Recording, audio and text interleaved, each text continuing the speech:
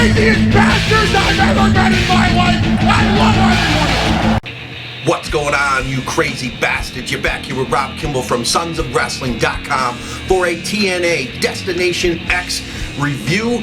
And we start off the show with EC3 pissed off because he doesn't get his shot right away. All these other guys get their shot at the TNA Championship. And he has a classic sit-in, and he's canceling Destination X, and he dares anyone to come on out to fucking stop him. So Angle's music hits, Angle comes on out, we get a lot of bitch talk here, and great setup for a feud that's about to happen coming up. It's gonna be awesome. Eventually, EC3 does leave, Tyrus stands strong, but they both walk on out. Rockstar Spud comes out for his match. We start off the show with Spud versus Angle for the TNA World Heavyweight Championship. And yes, Spud is definitely has no advantage here. Kurt Angle took him to school, basically.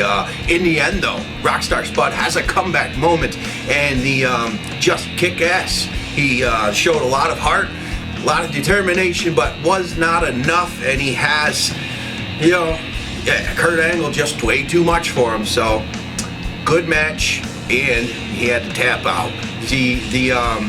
Well, he didn't even tap. It looked like he just passed out there for a moment. The ref called it. So at least Angle, he comes over, great sportsmanship, raises his hand. That's the way it should be. So really, really good stuff. And then we have the Dollhouse. They plan on having a lingerie pillow fight tonight with Awesome Kong, and they got her this humongous fucking thing to wear. It looked like a parachute. But anyway, that's if she wants a shot at the Knockouts Division title. So we'll see what happens. And then we have a series of three. They're going for the chance at the X Division title. So we start off with Low Key versus Manic versus Crazy Steve. And let me tell you what, decent match here. Crazy Steve, I don't know.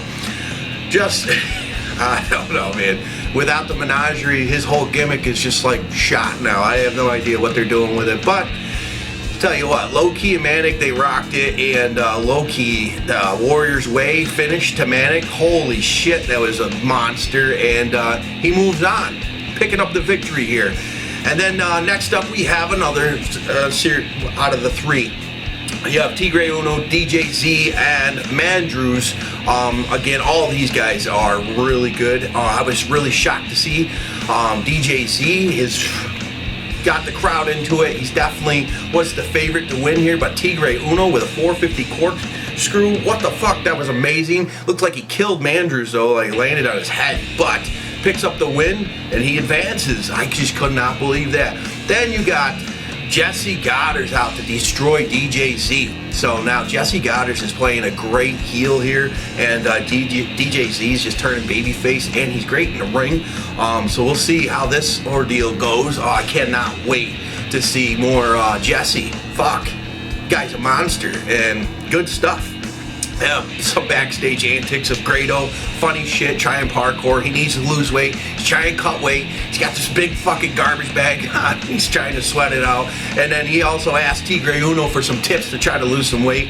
And he broke it down to him, tried to speak English, but Tigre Uno doesn't answer. Anyway, Grado takes off. Tigre Uno calls him a jackass. And funny shit. But continuing on, I think it was like a mockery of how the old IWC used to bitch about the weight limit, and then there was no weight, which now there's no weight limit, but for the X Division, eventually he tries to weigh himself, he strips down, and JB's like, there's no weight limit, you can compete in the X Division. So Grado does put himself into a match, so that's good shit. Then we have the Dollhouse out. Taryn knows that Awesome Kong's not gonna wear any lingerie, so she's victorious here. She already assumes this. Kong does come out without the lingerie on, so she's not following the rules, so she's DQ'd basically, is what Taryn believes. But Kong attacks Marty and Jade, so that's that. And Taryn Terrell doesn't seem too concerned about her friends. Brooke comes on out, and we have the continuation of Taryn Terrell in character still, and Brooks like, just cut it out, this is way too much. But eventually this leads into a little brawl between the two, and Brooks strips the robe off from Taryn Terrell, which she seems to need to cover up. I don't understand that. It's no different than her ring gear. It's just a bra, right? Anyway, it looks like Brooks coming for that Knockouts Championship, so that should be a nice feud coming on up. And then we have Kenny King, Cruz, and Grado in another one of these matches, triple threats. I don't recall Cruz ever in the last year. Josh Matthews brought up he's been in TNA for the last year. I don't recall seeing him. I don't know. He didn't seem, he was slow. I wasn't too impressed by him. Kenny King, I thought for sure was going to pick up the win here, but Kenny King gets thrown over the top rope outside of the ring from Grado, and Grado pins Cruz with all his funny antics. Although the guy does have charisma, Grado is a funny bastard. He's just mimicking a lot of old 80s wrestlers. Dusty Rhodes being one of the biggest. The Rock with the goddamn fanny pack. Oh my god, it's some funny shit. So, and the guy can actually wrestle. So this was actually impressive, and I can't wait to see what happens next with Grado. And are they keeping him on? Well, I don't know. It's just, he's got the charisma that jumps off the screen, so good for him. Then Bram comes on out. He wants to rewrite history. He wants to take out anybody from the old roster. And guess who's back? Crimson. Pumped.